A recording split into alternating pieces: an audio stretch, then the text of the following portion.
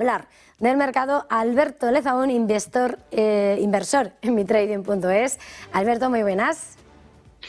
¿Qué tal? Muy buenos días, feliz lunes. Pues a ver, traigo un par de comentarios técnicos que pueden ayudar pues, a observar cuál es la situación de mercado y cómo lo estamos viendo de aquí a final de año o quizás a los primeros meses de 2023. Si os dais cuenta, en todo este tiempo, con el bono de Powell, si hay una cosa que tenemos que tener en cuenta es que no debemos fiarnos de lo que dice, sino de lo que hace.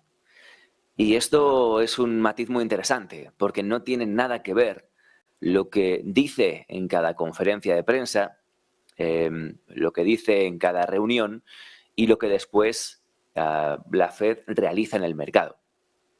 En estos últimos meses está diciendo que tiene que controlar los excesos de mercado, que tiene que mantener los precios controlados, que tiene que continuar bueno, con esas políticas agresivas para bajar los tipos, etcétera.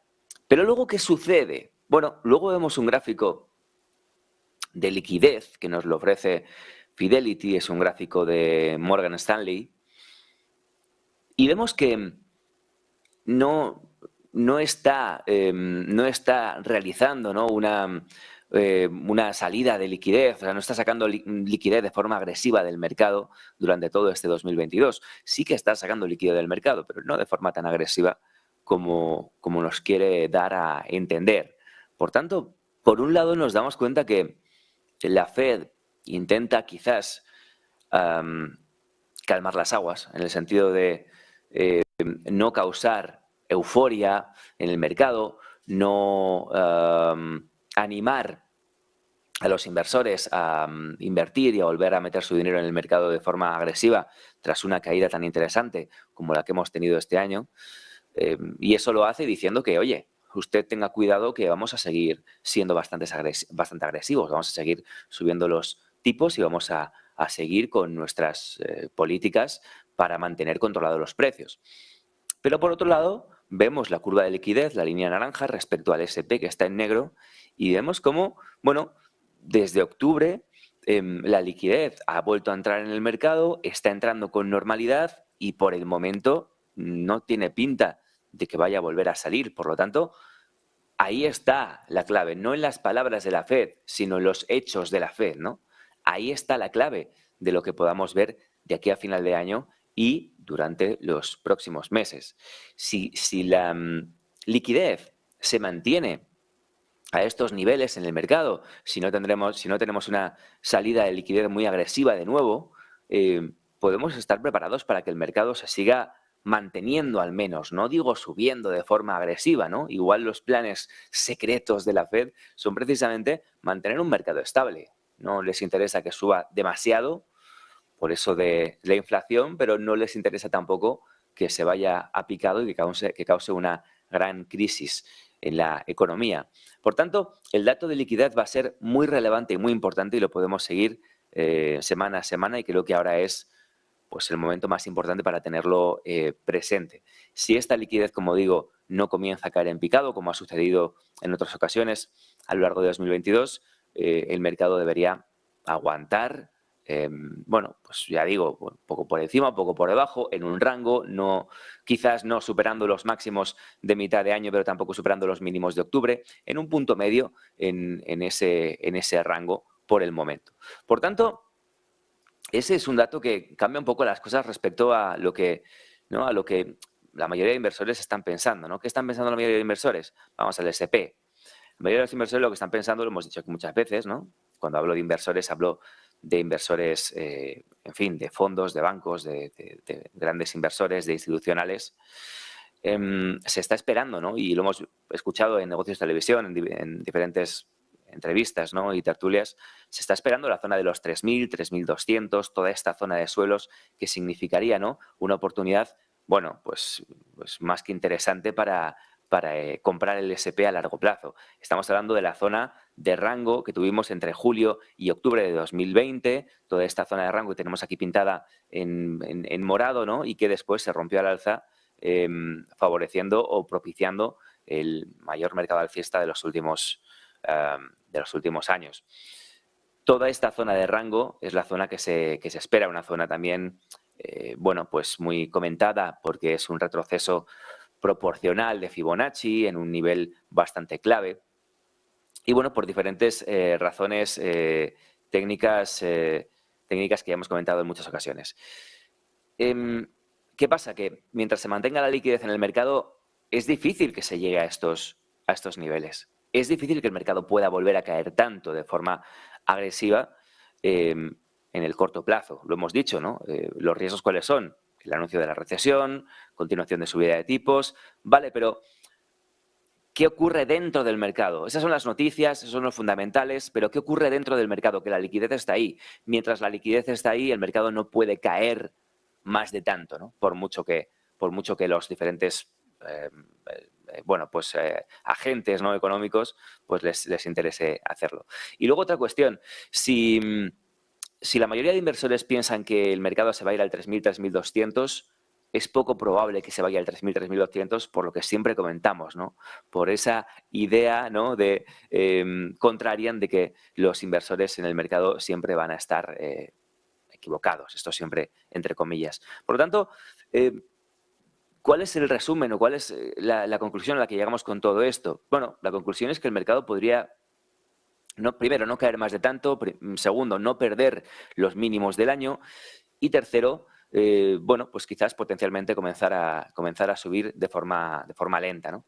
Tenemos para esto, a nivel técnico, en el corto plazo, una zona clave, un nivel clave. Este nivel es la vela que se formó el día 10 de noviembre, que es esta que marco en azul.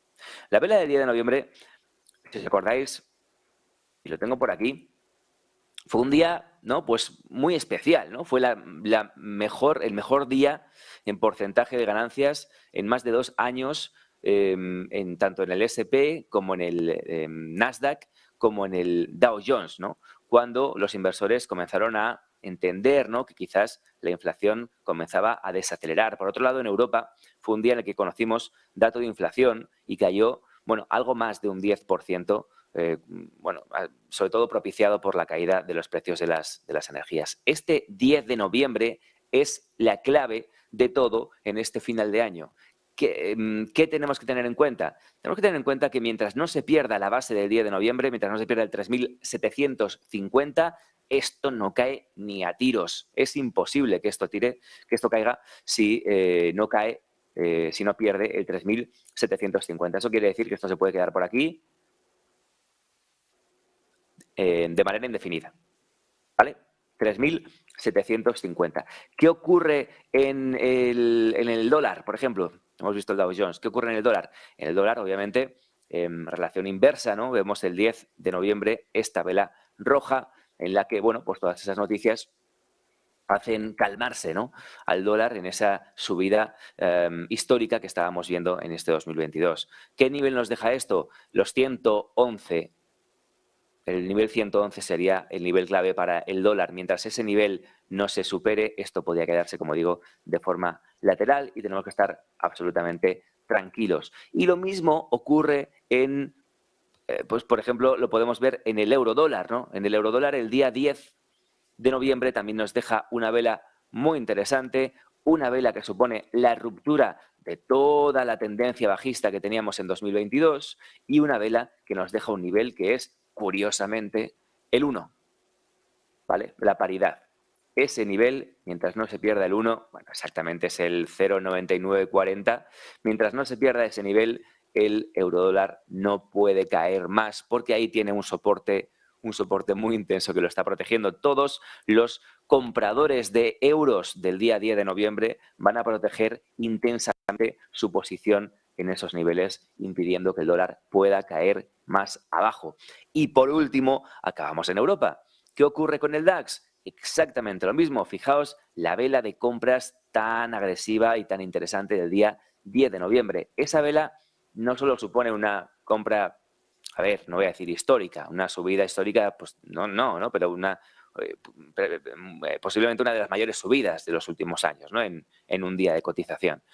Además de eso, supone la superación de todo el canal bajista que teníamos desde el mes de marzo. Y además de esto, la protección, obviamente, de compras que se instala en todo ese rango, en toda esa zona, dejando el soporte en el 3.578. Mientras no se rompa a la baja, adivinen ustedes, efectivamente, el DAX no puede caer más. Y el IBEX 35 está en una situación parecida. De hecho, ya intentó romper la vela del 10 de noviembre a la baja, no lo consiguió. El nivel es el 7.970 y mientras ese nivel no se rompa a la baja, el IBEX 35 tampoco puede caer más. Por tanto, la protección, el salvavidas que tenemos de aquí a final de año quizás en todos los mercados, en todos los índices, tanto europeos como americanos, es ese 10 de noviembre, esas compras que se produjeron ese día, esa entrada agresiva de liquidez al mercado que se produjo ese día en concreto, y mientras ese día no se rompa a la baja y se rompa de forma agresiva y con volatilidad, el mercado está preparado para mantenerse al menos estable, como está ahora, sino para comenzar o para seguir subiendo de forma progresiva a lo largo de los próximos meses. Pues muchísimas gracias, Alberto Lezaun, como siempre, inversor en mitrading.es. Un verdadero placer. Feliz jornada, feliz negocio, feliz semana. Gracias a todos, que tengáis una fantástica semana. Nos vemos el lunes que viene aquí. Pues hasta el lunes.